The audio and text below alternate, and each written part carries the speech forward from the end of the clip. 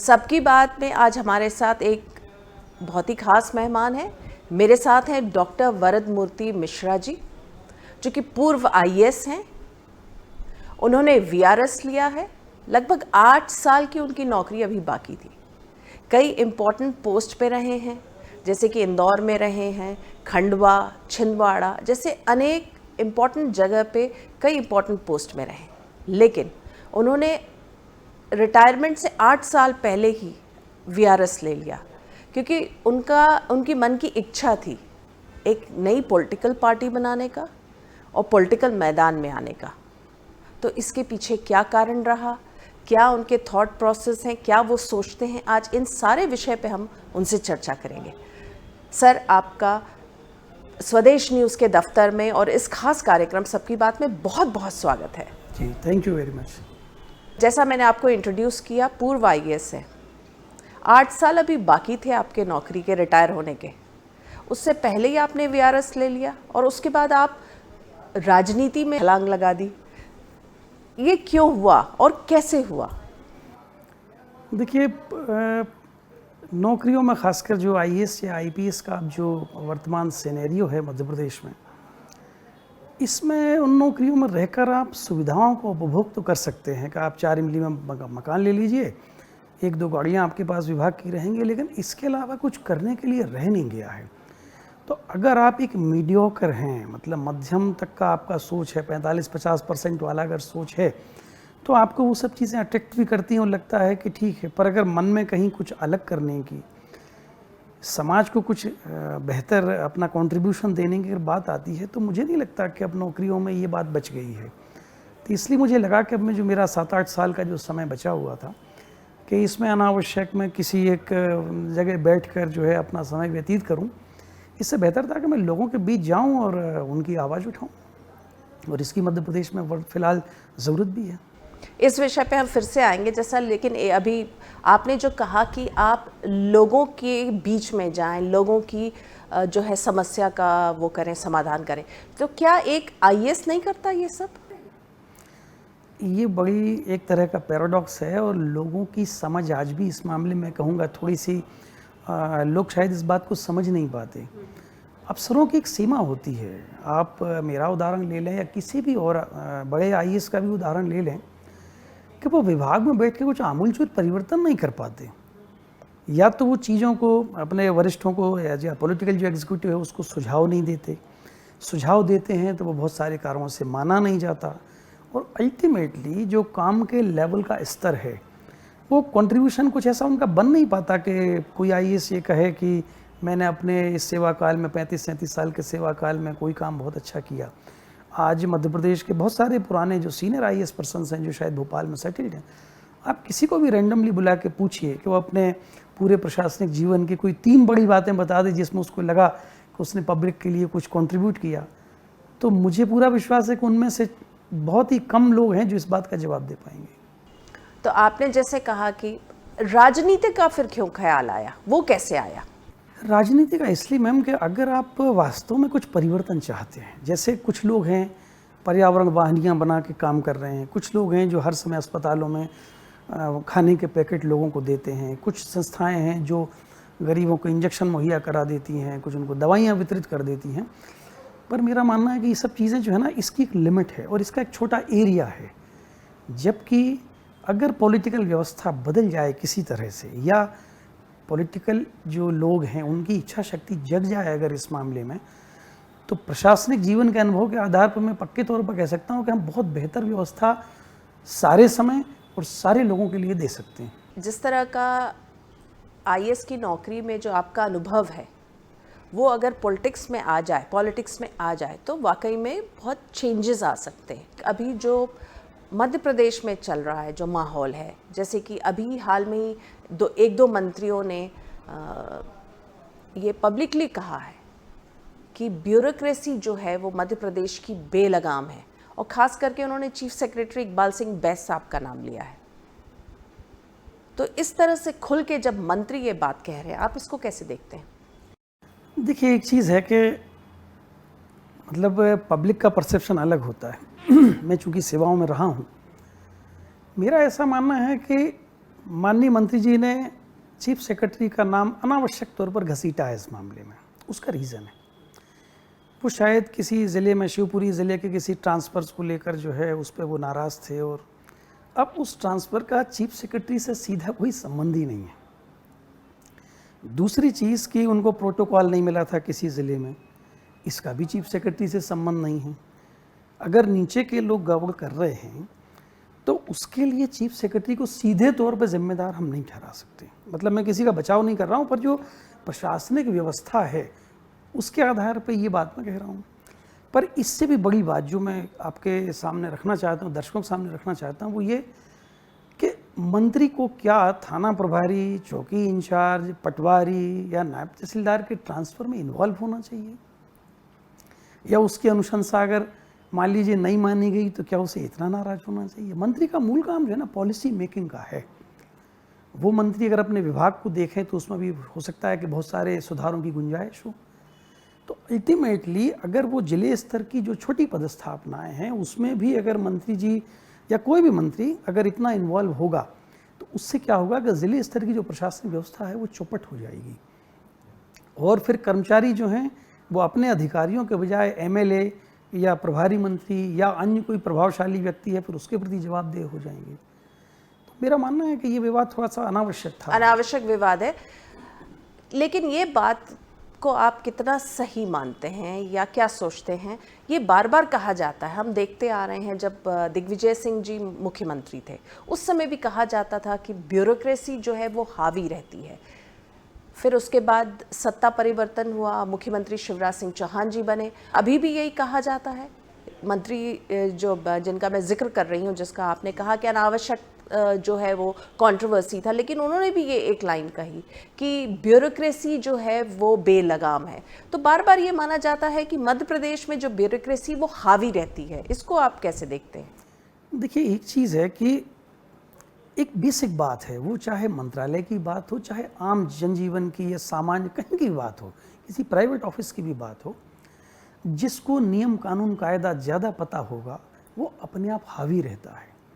मध्य प्रदेश नहीं, पूरे देश में नेताओं की समस्या है कि नेता जो हैं पढ़े लिखे भले ही हैं, पर वो उतनी बारीकी से उस कानूनी पहलू को नहीं समझते हैं, और फिर अल्टीमेटली वो चाहे अब कानून का मसला हो या कोई की गई कोई घोषणा हो तो वो घोषणा कर देते हैं, फिर आके ब्यूरोक्रेट से पूछते हैं कि मैंने वहाँ ऐसा बोल दिया है, अब इसको हम कैसे पूरा करें।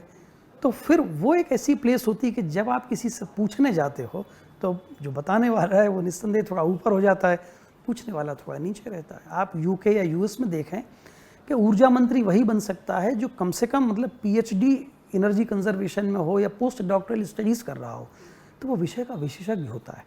हमारे यहाँ ऐसा कोई क्राइटेरिया है नहीं, तो इसलिए ब्यूरोक्रेसी हमेशा से हावी रही है, और अगर ये क्रम चलता रहा तो ब्यूरोक्रेसी हमेशा हावी रहेगी। तो इससे देखिए कई बार ये डिमांड उठती है, कई बार ये बात आती है कि कोई भी नौकरी के लिए या कुछ भी बनने के लिए एक बेसिक क्वालिफिकेशन होना चाहिए। Yes, definitely. हाँ, लेकिन पॉलिटिशियन के लिए बिल्कुल नहीं है। ये हमारा जो कॉन्स्टिट्यूशनल सेटअप है, चूँकि उसमें उस समय इस बात पे ज़्यादा जोर नहीं दिया गया, और संविधान निर्माताओं ने और आज़ादी के मूवमेंट में जो लोग इन्वॉल्व थे उन नेताओं का ये मानना था कि उस समय सभी लोग, कोई बैरिस्टर था, कोई बड़े बड़े पढ़े लिखे लोग थे, तो उनको ये शायद ऐसा मुझे लगता है कि ये कभी उनको अंदाज नहीं रहा होगा कि बहुत ही नॉर्मल पढ़ाई लिखाई वाले लोग जो हैं वो भी कभी राजनीति में आएंगे, और नीति निर्धारक बन के जब वो बैठेंगे तो उनका चीज़ों को देखने और समझने का नज़रिया क्या होगा, इसको शायद वो इमेजिन नहीं कर पाए वो लोग, और इसलिए आज हमारे यहाँ वैसी व्यवस्था नहीं है।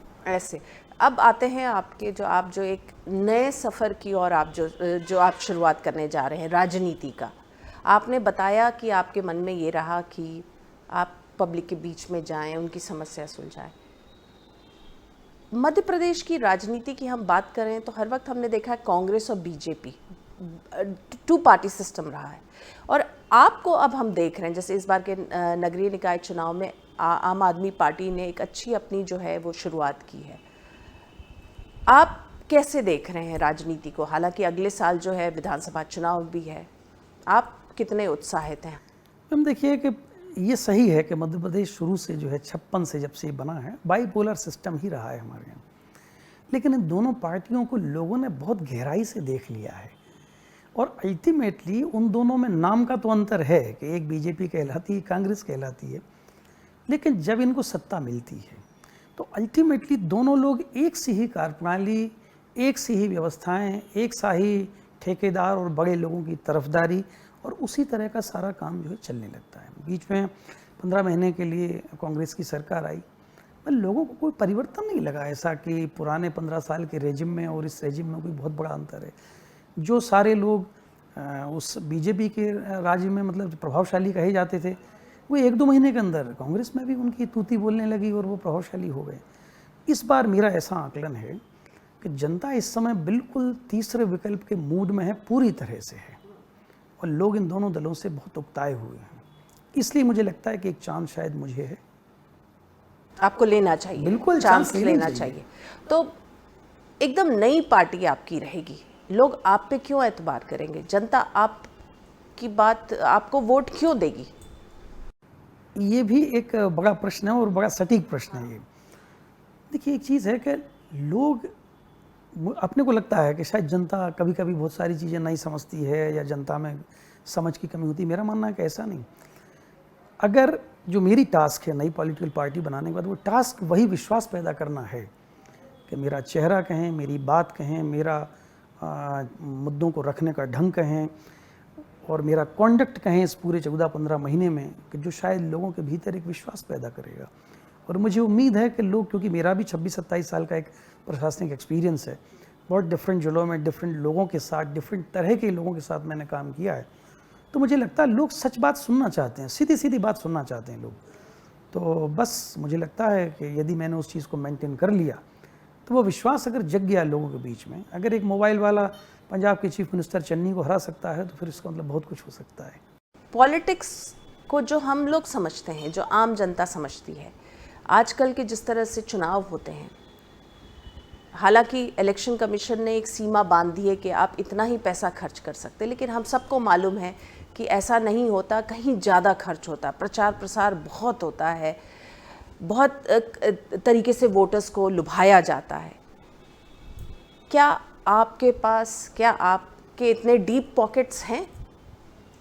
देखिए, हम इसमें थोड़ा सा फिर से मैं डिफ़र करूंगा कि देखिए, हमें लगता है ऐसा, पॉलिटिकल पार्टी का, जो दोनों पार्टियों का एक सिस्टम पहले से क्रिएटेड है। तो होता क्या है कि चुनाव में जहां 10 रुपये में काम हो सकता है, इनका काम 100 रुपये में होता है, और बाकी जो 90 रुपये, लगता 10 रुपये ही है मैदान में, लेकिन वो जो 90 रुपये है वो पिलफरीज होता है, छत्रपों को पैसा बंटता है। लोगों को लगता है इस गांव में ये आदमी प्रभावशाली है तो उसको 10-10, 25-25 हज़ार रुपये दिए जाते हैं, और ये माना जाता है कि वो आदमी पूरे गांव के वोट दिला देगा। लेकिन वोटर इतना जागरूक है कि इस समय वो बात संभव नहीं है, कोई छत्रप इनको वोट नहीं दिला सकता। लोग समझने लगे हैं, और इस समय मैं भी अभी 10-11 ज़िलों में अपनी प्रेस कॉन्फ्रेंसेस कंप्लीट करके आया हूँ, तो मुझे लगता है कि नहीं, माहौल इस समय जो है, लोगों में समझदारी है, लोग अपना भला बुरा समझने लगे। एक आईएएस का नाम लेना चाहूँगी, शशि कर्नावत जी। उन्होंने भी सिस्टम से बगावत की, उनके भी कुछ इश्यूज थे। वो भी कई बार कहती थी कि मैं राजनीति में आऊँगी, मैं चुनाव लड़ूंगी, मैं सिस्टम को सुधारूंगी। फिर वो अचानक हम 2-3 साल से उनके बारे में कुछ नहीं सुन रहे हैं। तो ऐसा कई बार होता है। मैंने एक एग्जाम्पल दिया कि लोग बहुत उत्साह से आते हैं और सोचते हैं कि नहीं, हम तो सिस्टम बदल देंगे, लेकिन फिर चीज़ें वैसी ही रह जाती हैं। कहीं ना कहीं मैं ये मानूंगा कि वो फिर एफर्ट की कमी है। सेकेंडली कि ये बहुत बड़ा डिसीज़न होता है किसी भी ब्यूरोक्रेट के लिए कि वो अपना जमाया कैरियर, अपनी सारी चीज़ें छोड़कर जनता के बीच आए। तो मेरा मानना है कि ये डिसीज़न लेने के पहले उसके अंदर भी बहुत जीवट होना चाहिए और अपनी बात पर खड़े रहने का दम होना चाहिए। और तीसरी चीज़ कि अंदर से एक जो जिजीविषा होती है, एक जो भाव होता है कि मैदान में कुछ भी होगा पर मैं पीछे नहीं हटूंगा, तो वो जो एक भाव है, जब तक वो गहराई से नहीं होता तब तक फिर लगातार लंबे समय तक काम करना मुश्किल होता है। अगर हम देखें इन दिनों तो आम आदमी पार्टी काफ़ी हद तक उसने एक अपनी जगह बनाई है, दिल्ली में, पंजाब में, अभी मध्य प्रदेश में भी, जैसा मैंने कहा, नगरीय निकाय चुनाव के समय उसको काफ़ी कुछ सक्सेस हासिल हुए, सीट्स मिले।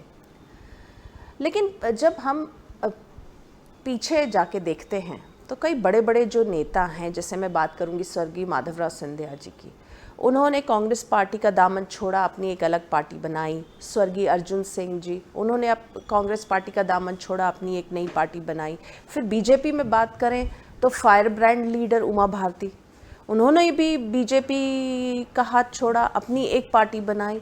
ये सब कुछ महीने साल तक अपनी नई पार्टी में वो उसी जज्बे से लगे रहे, लेकिन फिर वो अपने अपने पेरेंट पार्टीज़ में वापस आ गए। तो जो नई पार्टीज़ बनाना एक बात है, लेकिन उसका सक्सेस रेट शायद उतना नहीं रहा। हम बात करें अगर इंडियन पॉलिटिकल सिस्टम के हिसाब से। मैम देखिए, उन लोगों का क्या था कि जो उनका जो, हालांकि वो काफ़ी सीनियर लोग थे और माधवराव जी तो अब दिवंगत भी हैं, तो मैं कोई मतलब उनका जज नहीं बन सकता, लेकिन जो मेरी समझ कहती है वो ये है कि वो तात्कालिक रिएक्शन था उनका, कोई बहुत वेल थॉट प्लान कि हमें नई पार्टी लॉन्च करके और आगे संघर्ष लेना है। वो एक रिएक्शनरी एक्शन थी उन लोगों के पार्ट पर, चाहे अर्जुन सिंह जी हों चाहे माधवराव जी सिंधिया हों, कि पार्टी में कुछ खटपट हुई, कुछ उनको लगा कि मेरे मन का नहीं हो रहा है, तो शायद एक प्रेशर ग्रुप क्रिएट करने के लिए उन्होंने वो किया। मतलब रिबेल था, रिबेलियस रिबेल था। हाँ, एक रिबेल था, और वो रिबेल भी इस बात के लिए था कि अगर हमारी बात कुछ मान ली जाए या एडजस्टमेंट हो जाए तो हम दोबारा उसी पार्टी में आ जाएं, और वो हुआ भी। मेरे मामले में मुझे लगता है कि हम एक थॉट को आगे लेके आगे बढ़ें। हम शिक्षा की बात कर रहे हैं, स्वास्थ्य की बात कर रहे हैं, कुपोषण की बात कर रहे हैं, लोगों के रोजगार की बात कर रहे हैं, लोगों की जो नागरिक सुविधाएं हैं उनकी बात कर रहे हैं, लोगों की दैनंदिन जीवन की जो समस्याएं हैं उनकी बात कर रहे हैं। बेहतर स्कूल, बेहतर कॉलेज, सारा सिस्टम बहुत बेहतर ढंग से काम करे। सरकार का रिस्पांस जो है, जो G2C कहते हैं, जो गवर्नमेंट टू सिटीजन जो सर्विसेज हैं, वो बहुत स्मूथ हों, बहुत बेहतर हों, हम इनकी बात कर रहे हैं। और मैं शायद सही हूँ, आप मुझे, अगर मैं गलत हूँ तो करेक्ट कर दें मुझे, कि मध्य प्रदेश की राजनीति में ना इस तरह की बातचीत बहुत ही कम हुई है। शिक्षा पर कोई चुनाव नहीं हुआ, स्वास्थ्य पर कोई चुनाव नहीं हुआ, या कुपोषण को लेकर चुनाव नहीं हुआ।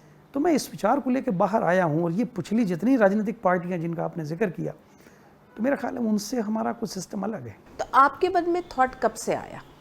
मैम ये थॉट मुझे 15-17 साल से है, हाँ, और लगातार मैं इस पर काम करता रहा हूँ। मतलब मेरे पास बहुत सारी चीज़ों के जो डॉक्यूमेंट्स हैं, पॉलिसीज़ के कैसी बननी चाहिए, उनकी आदर्श स्थिति कैसी होनी चाहिए, उनको हम कैसे आगे बढ़ाएंगे, तो वो लगातार वो प्रोसेस कुछ ना कुछ मैं चलाता रहा हूँ।